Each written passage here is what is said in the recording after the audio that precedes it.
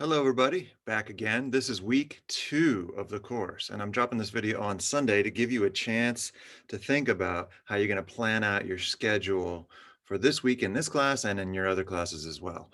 There were several people who, kind of in the midst of figuring out how to do a class like this, may have dropped the ball and not joined Perusal, not joined the Google Currents community. We'll get everybody up to speed, and it's going to be great.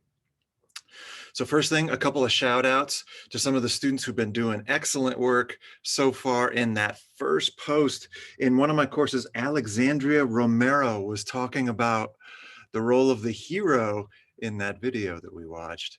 This is something that we'll talk about in terms of digital storytelling in the back half of the semester, the persuasiveness of certain kinds of stories in our culture and the narratives that we tell, that we wrap an issue around only add to the kind of the effectiveness of that kind of appeal. Uh, Leah Van Soest. I am so sorry if I pronounce people's names wrong. It's really not my intention. And if you have a name that you feel I might um, mispronounce, then please send me some kind of video that would explain to me how to say your name correctly, because that's very important. But Leah was talking about even the use of fonts in the video being a rhetorical choice. And of course, that's awesome. In different kinds of ways, all of the elements of an artifact can be rhetorical, can have a rhetorical effect. Our job then would be to take those kinds of things out of a video and think about them in terms of writing. What would be the equivalent in writing? Again, the use of fonts.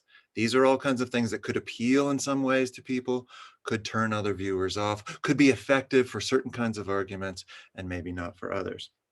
In my other section, a person named Skylar Coffey was talking about the cut scenes in the video, and the organization of those cut scenes could be very important in terms of creating an argument or sustaining a set of appeals for a certain audience. The ways in which we organize our arguments is also an element of rhetoric. And then finally, Bill Nye, I'm not sure about the pronunciation, and I apologize if I got it wrong, did a wonderful job talking about the imagery in the video, the different kinds of uh, uh, pictures and images that would be lined up in support of the argument that the film's makers were making. So shout outs to those students. I'm going to try to get around to everybody. I am really interested to see the kinds of work that you do and how you work with some of the ideas we'll be talking about in the course. I want to share my screen with you. I want to talk very quickly about what we're going to be up to in week 2. And again, we have a Monday, Thursday due date cycle. So something is due tomorrow night. This is Sunday, so Monday night, and something is due on Thursday. I'll share my screen right now, and you will see, here we go. This is week 2. I'm going to put the video I'm making right now right here. But the first thing that you should know is that by Monday, I want you to read Ross Kelly's What Do Students Need to Know About Rhetoric in Perusal. Some of you may not have signed up for Perusal yet, but remember, Perusal is also part of the course. What we want to do in Perusal is I want to see you being an active reader. Responding to things that you think are interesting, that are right, that are wrong, telling us why, responding to other people's comments or questions with your own. In essence, being someone who is taking notes on our reading and adding your viewpoint to it makes this reading a social experience. So when you go to Perusal, remember, you could be in a screen like this. I'm going to ask you to log in. You're taken to a screen in which you can log in with any one of the different kinds of usernames that you have. I'm not sure why this is going so slowly for me, but bear with me. Once I sign in, I'll be taken to a landing page with all of my courses in it. You, of course, hit English 338. And Ross Kelly's What Do Students Need to Know About Rhetoric is the first thing that you see. When you open it, though, that's where the real action begins, because what we've got is a situation in which anything could become a comment that you make. When you highlight some portion of the article, just like I've done right here, a box out to the side will ask you to enter your comment or your question. Just do that a couple of times for each thing that you read in this course, and I will give you full credit on the perusal part of your grade. But what we'll see really quickly is that suddenly conversations can emerge.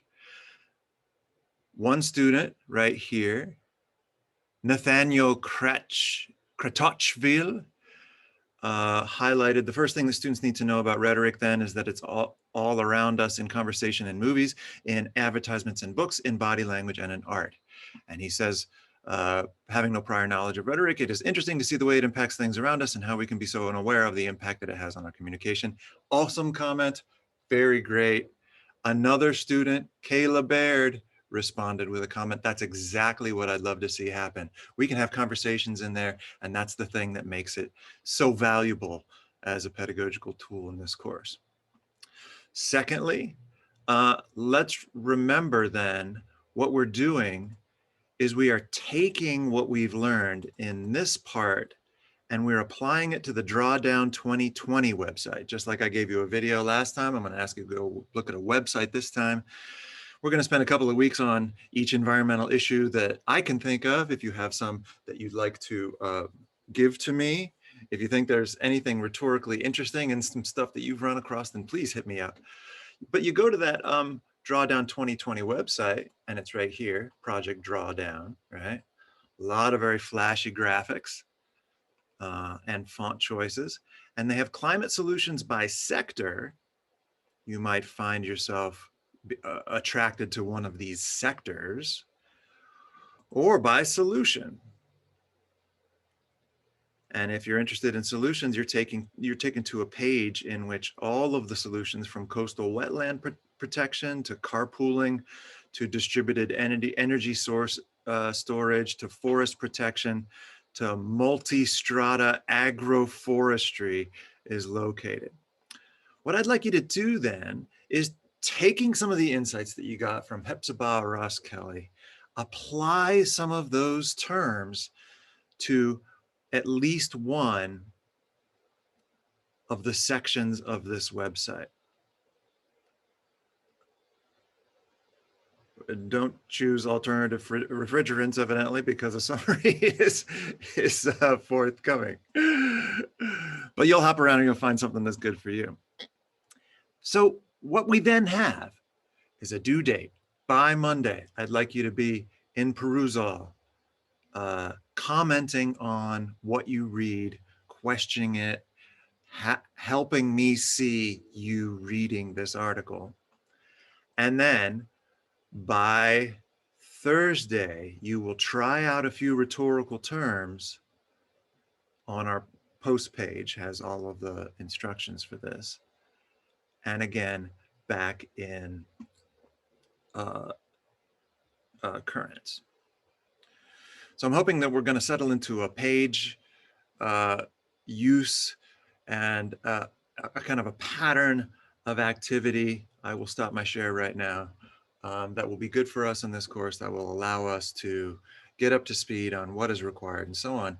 The main point of all this, of course, is that you are developing a set of terms to understand rhetoric and to apply them, because what I'm going to ask you to do in your first assignment is to choose some kind of rhetorical artifact and use one or more of these tools in order to help us understand it. So thank you.